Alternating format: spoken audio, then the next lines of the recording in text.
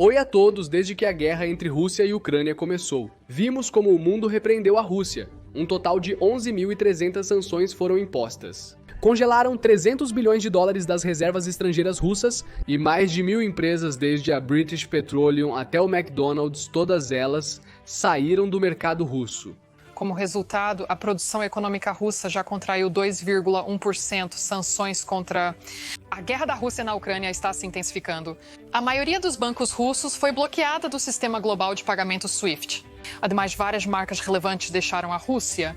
A produção doméstica russa chegou a um completo impasse. A economia russa sofreu com as amplas sanções ocidentais. Moscou está alertando que a inflação pode atingir 23% este ano e a economia também deve entrar em recessão. A economia na Rússia está em queda livre. A inflação está disparando. Seu cofre de reservas estrangeiras agora é inútil. O rublo vale menos que 1 centavo. Com o fim do inverno na Europa se aproximando, a Rússia percebe que sua influência através do gás será bastante limitada. E mais importante, mesmo que a guerra termine com a Rússia vencendo, espera-se que essas sanções permaneçam na Rússia pelo resto da década.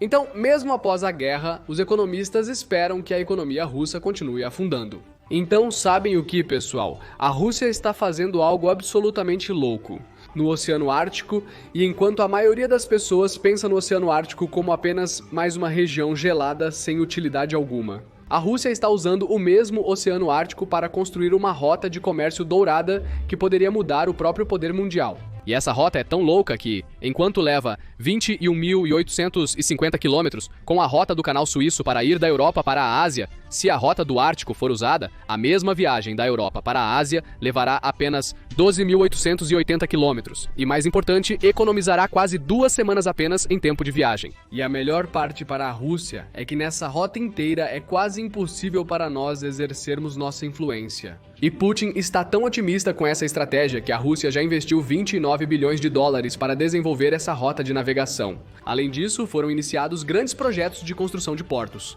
As ferrovias estão sendo expandidas e, mais importante, a Rússia está até modernizando seu exército nesta região. E este é mais um plano de guerra de longo prazo da Rússia contra o Ocidente. Então, neste episódio, vamos explorar o que há de tão especial na rota de comércio dourada russa. Se for bem sucedida, como essa rota comercial mudará a dinâmica de poder de nós para a Rússia? E, finalmente, quais são os materiais de estudo para ajudá-lo a entender melhor este evento geopolítico crítico? Mas antes de prosseguirmos, deixe-me agradecer aos nossos parceiros deste episódio. E essa é a Escola de Crescimento. A Escola de Crescimento é uma plataforma onde você pode aprender com os 1% melhores profissionais da indústria. A Escola de Crescimento foi nomeada a melhor startup em crescimento do LinkedIn este ano. Na Escola de Crescimento, aprenda engenharia de dados com Sanket, Anjali e Atul, ex-funcionários da Microsoft, Google e Nvidia. Na Escola de Crescimento, aprenda consultoria de gestão com Riyad Chabra, da Meta em Londres. Aprenda gestão de projetos com Sarosh, gerente de produto no Google. E você também pode aprender Growth Hacking diretamente com Vaibhav,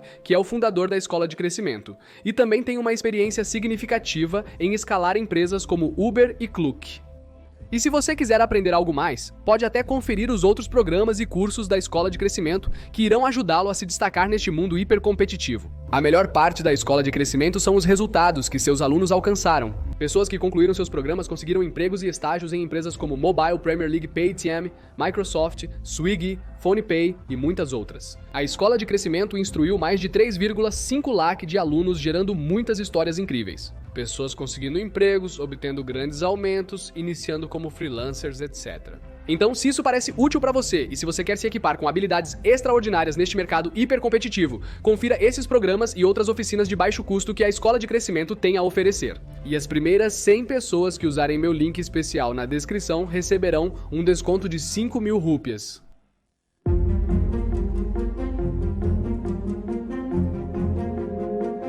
Para entender o crescente poder da Rússia, primeiro precisamos entender o coração da economia global, que são as rotas de envio.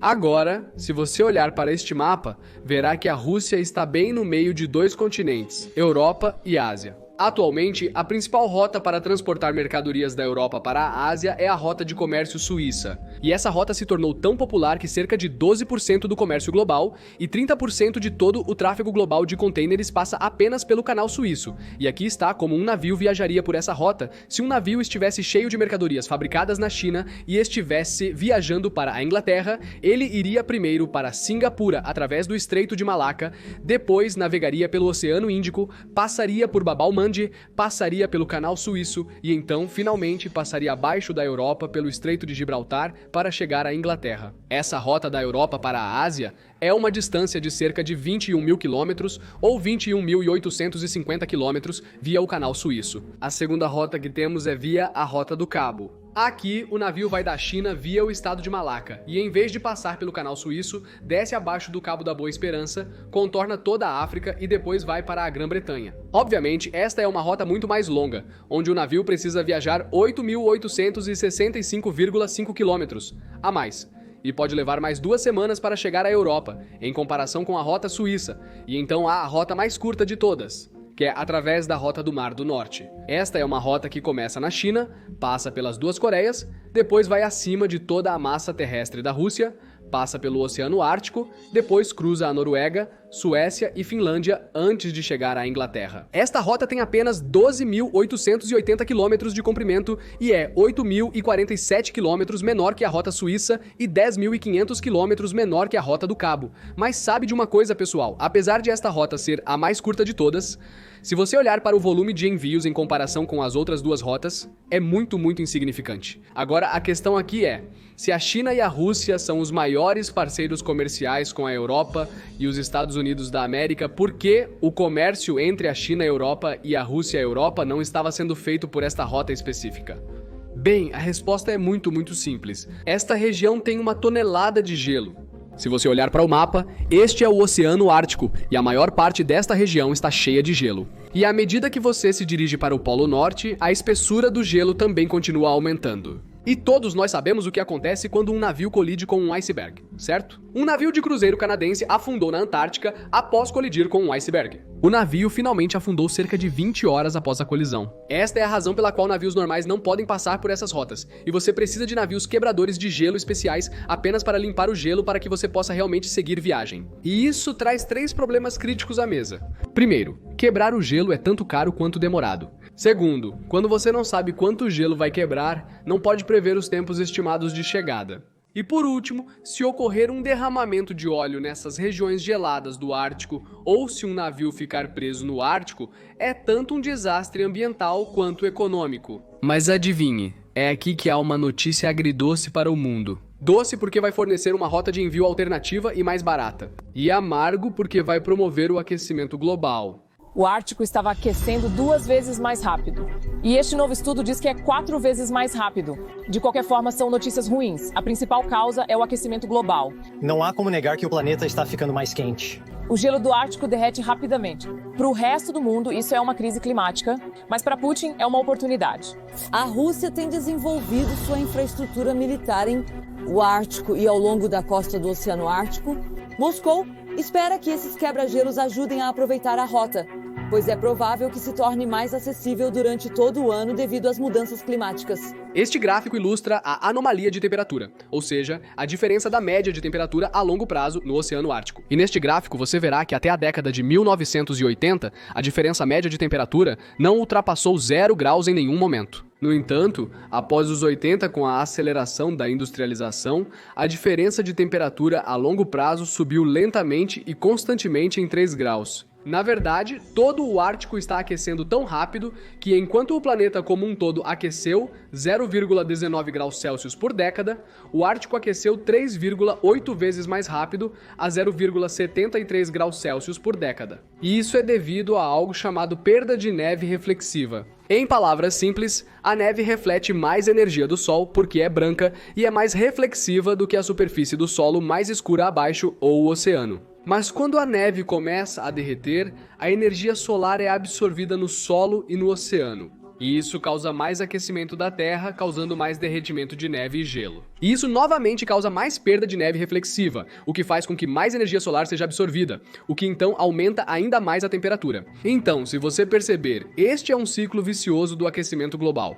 Essas são algumas das inúmeras razões pelas quais o gelo do Ártico está derretendo. Se isso está bem claro para você, vamos ao segundo conjunto de mapas. Os mapas abaixo mostram o aquecimento por década à esquerda e a amplificação do Ártico, ou quão rápido o Ártico se aquece à direita.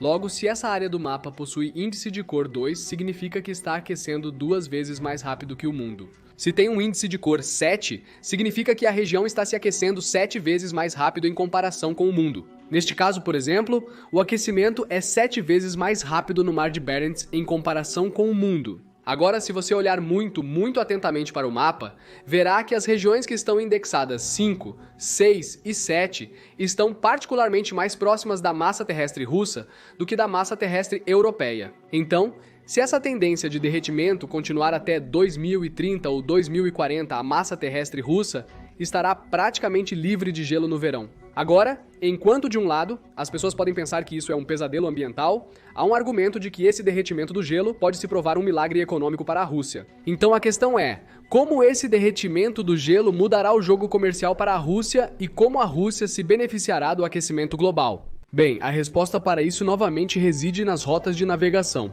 A primeira vantagem que a Rússia terá é o custo do transporte marítimo. Se você se lembra, como eu disse, enquanto leva 21.850 quilômetros para viajar pela rota comercial suíça, leva apenas 12.880 quilômetros para viajar pela rota do Mar do Norte. Vamos calcular a economia de um operador de navio ao alterar sua rota da Suíça para a rota do Mar do Norte. Suponha que um navio com brinquedos está navegando da China para a Grã-Bretanha. Considerando uma velocidade de 32 km por hora, o navio estaria viajando por 20 vezes 24, o que dá 771,8 km por dia. Considerando que levaria 27 dias para atravessar 21.850 km da rota do Canal Suíço. Para a rota do Mar do Norte levaria 16,66 dias para 12.880 quilômetros. Se o custo de fretar um navio chega a $160 mil por dia, 27 dias na rota do Canal Suíço custam $4,32 milhões. Porém, na rota do Mar do Norte, por 16,6 dias, custaria só $2.656 milhões. Portanto, a diferença no custo de uma viagem da China para a Grã-Bretanha seria de $1.664 mil. Supondo apenas 10 viagens por ano, facilmente economizaria $16 milhões por navio por ano. Essa é a principal razão pela qual os comerciantes preferem a rota marítima do norte. A segunda razão está relacionada à dependência global do comércio no Canal Suíço. Agora, se você olhar para a rota suíça, existem 4 grandes pontos de estrangulamento. Estreito de Malaca, que fica entre Singapura e Malásia, Bab el-Monde, que está localizado entre o Iêmen e Djibouti, o próprio Canal Suíço, que passa pelo Egito, e o Estreito de Gibraltar, que está localizado entre Espanha e Marrocos. Agora, como os nomes sugerem, eles são pontos de estrangulamento. Então, se por razões intencionais ou não intencionais, se esses pontos de estrangulamento forem fechados, então toda a rota de envio pode ser bloqueada. E isso teria 3 grandes riscos. Se houver conflito entre Estados Unidos da América e China, os Estados Unidos da América poderiam bloquear o Estreito de Malaca, cortando 50% do comércio chinês. Além disso, se um acidente bloqueasse qualquer desses pontos, poderiam ser perdidos bilhões de dólares mundialmente. E um exemplo elegante disso é o que vimos com o bloqueio do Canal de Suez em março de 2021. E foi assim que parecia. Enorme navio de contêineres bloqueando o Canal de Suez do Egito. Mas especialistas estão alertando que isso pode levar semanas. Mais de 150 navios estão esperando para entrar em uma das rotas de navegação mais importantes do mundo. Uma importante rota de navegação mundial está congestionada. O maior navio porta-contêineres do mundo está bloqueando-o, gerando perdas de $400 milhões por hora, segundo um relatório. Dólares 400 milhões por hora. Os preços do petróleo estão em alta. Ou seja, se você aguarda uma carga de petróleo ou gás e ela não chega, precisa comprá-la. Isso de algum lugar e finalmente atravessando o ponto crítico de Bab el-Mandeb, enfrentaram problemas com piratas perto da costa somali. Então, se todo navio que passa pelo Bab el-Mandeb precisa se proteger de ameaças como pirataria, ataques terroristas ou derramamentos, eles precisam de uma rota alternativa ou de mais segurança. Esta é uma razão pela qual os comerciantes gostariam de voltar a usar a rota marítima do norte.